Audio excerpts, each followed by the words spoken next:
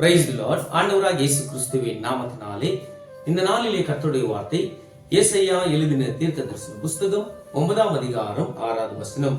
நமக்கு ஒரு பாலகன் பிறந்தார், நமக்கு ஒரு குமாரன் கொடுக்கப்பட்டார், கர்த்தத்துவம் அவர் தோளின் மேல் இருக்கும், அவர் நாமம் அதிசயமானவர். தேவ பிள்ளைகளே, பிதாவாகிய தேவன் தன் குமாரனையே இந்த உலகத்துக்கு அவர் கொடுத்தார். இந்த உலகத்திலே இயேசு பிறக்கவில்லை என்றால் நீயும் நானும் சபைக்குள்ள என்றே இல்லை.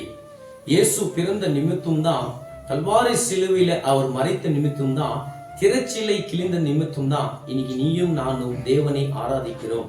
சபைக்குள்ள போய் தேவனை ஆராதிச்சு அவர் நாமத்தை நம்ம மையப்படுத்திக் கொண்டிருக்கிறோம். இது நம்ம மறக்க கூடாது. தேவ பிள்ளைகளே, பழைய ஏற்பாடுல யாரு போனாங்க? லேவி குடும்பத்தை தவிர யாருமே போகவே இல்லை. ஆனா இன்னைக்கு சபைக்குள்ள யாருன்னா போகலாம். அவர் நாமத்தை யாருன்னா நீங்கள் கூப்பிடலாம்.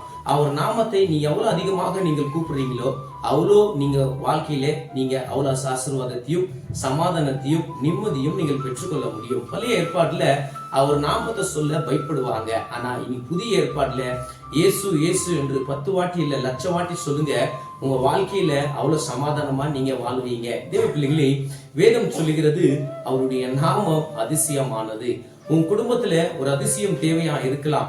நீ அவர் நாமத்தை விசுவாசிக்கிற பிள்ளையாக, அவர் நாமத்தை நீ மகிமைப்படுத்துற பிள்ளையாக இருந்தால் என் தேவன் உன் ஜபத்துக்கு பதில் கொடுப்பார். தேவ பிள்ளைகளே, ஒரு நாளும் கலங்காதீங்க. தேவனுடைய வார்த்தை மேல ஒரு நாளும் சந்தேகப்படாதீங்க. தேவன் சொன்ன வார்த்தை மனிதர்கள் தவறிடலாங்க, ஆனா கர்த்தர் ஒரு நாளும் உங்க வாழ்க்கையில தவற மாட்டார். அவர் உனக்கு வாக்குத்தத்தங்களை கொடுத்திருக்கலாம். மகளே மகனே, உங்க வாழ்க்கையில நான் கண்டிப்பாக நான் உன்னை ஆசீர்வதிப்பேன், உன்னை நான் உயர்த்துவேன், உன் வாழ்க்கையில எல்லாவற்றிலிருந்து நான் உனக்கு விடுதலை கொடுக்குவேன் என்று ஆண்டவர் உனக்கு ஒரு வாக்குத்தத்தம் மூலியமா உன்னோடு பேசியிருக்கலாம், இல்ல ஒலிக்காரன் மூலியமா உன்னோட பேசியிருக்கலாம், இல்ல வேதத்தின் மூலியமா உன்னோட பேசியிருக்கலாம். ஆனா நீ கண்டிப்பாக அந்த வார்த்தைகள் மேல விசுவாசம் இல்லாத மட்டும் இருக்கவே கூடாது, விசுவாசத்தை தள்ளாடக்கூடாது. ஆனா நீ ஒரே ஒன்று செய்ய வேண்டிய ஒரு காரியம் இருக்கிறது.